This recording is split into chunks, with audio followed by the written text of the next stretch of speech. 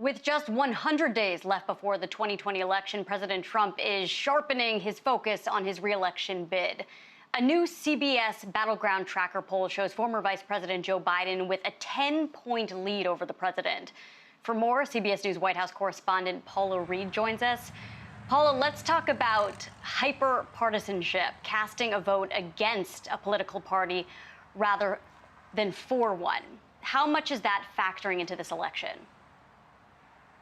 What's so interesting about our new poll out this morning, Laura, is that if you look at the data, it shows that a lot of the support that Biden is getting, especially in states like Michigan or Ohio, is coming from people who believe they are casting their vote against President Trump, as opposed to enthusiastically voting for the former vice president. Now, that creates opportunities for both campaigns. For the president, that helps him to see that a lot of people are not happy with how he is currently conducting himself, how he's currently running the government. That's an opportunity for him to pivot. We've seen over the past week or so, he has made some changes in his approach to coronavirus. Of course, he's come out more forcefully on masks, even wearing one and carrying one himself. Next month, he has canceled the RNC convention that was scheduled in Florida over concerns that that could become a super spreader event. And you're also seeing him do more media, taking fewer shots at Dr. Anthony Fauci. He is appearing to change his approach a little bit. It's also an opportunity for former Vice President Joe Biden to communicate to voters that he is the alternative, and even if they aren't excited about him, to show them that he would draw a contrast to the kind of leadership that we've seen over the past 3.5 months. Years, excuse me. What is the president's schedule for the rest of the day? He's scheduled to head back to Washington later this afternoon. So far here during his weekend at his Bedminster Golf Club, he has golfed with former NFL great Brett Favre. He's also attended a fundraiser, but he's largely stayed out of sight while his top advisors are back in Washington on Capitol Hill trying to hammer out this critical economic deal. And we saw the president change his position recently on masks. Paula, you mentioned he's been carrying one around and wearing it occasionally. Is there any chance we could see that happen with his push to reopen schools? Or do you think is that possibly too critical to his re-election strategy?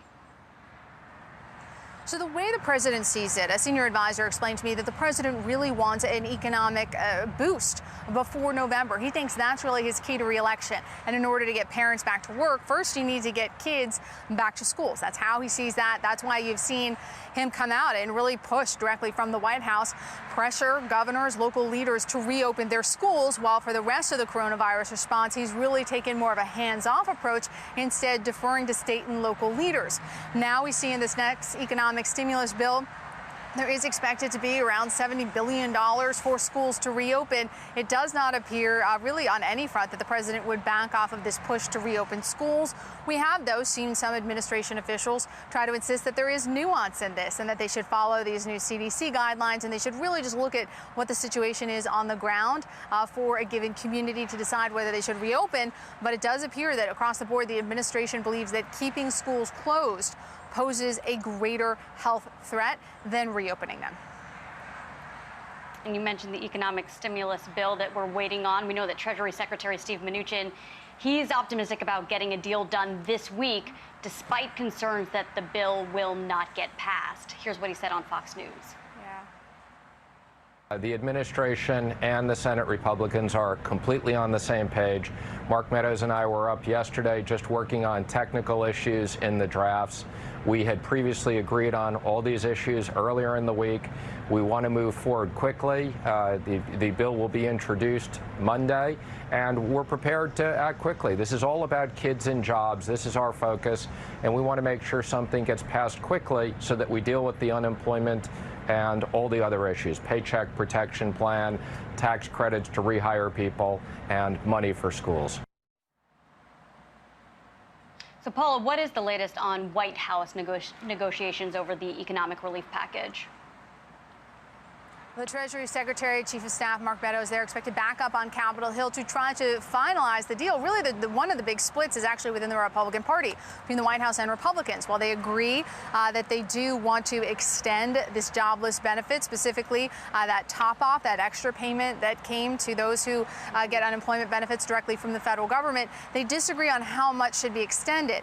The current amount is $600. That's what Congress passed several months ago. That's what Democrats would like to see re-upped. But Republicans say if they extend it, they don't want to be incentivizing people not to go back to work. They argue that if you pay people $600 a week on top of what they're receiving in state benefits, that many people, they argue, are making more than they would if they go back to work. So there are two competing proposals. The one from the White House is that they would receive about 70% of what your pre-COVID wages were. Now, at the outset, House Speaker Nancy Pelosi dismisses that. She said, look, that formula is too complicated. A lot of people also don't just receive a salary. She said some people's income is more complicated and is a large burden on the states to try to figure out each individual's formula for how much they should receive. And there are some Republicans who have also proposed a flat $200. But again, Democrats say they want a $600 benefit. Senator Chuck Schumer came out earlier. He said that he does not want people to have to face this enormous income drop while we're still in such an economic crisis. Now, even if they do come out tomorrow, the Republicans, Laura, with their proposal, actually negotiating with Democrats and coming to an agreement could take weeks. And that leaves tens of millions of Americans who rely on these benefits right now in limbo. Those millions of Americans anxiously waiting for a deal to be done. Paula Reid, thank you.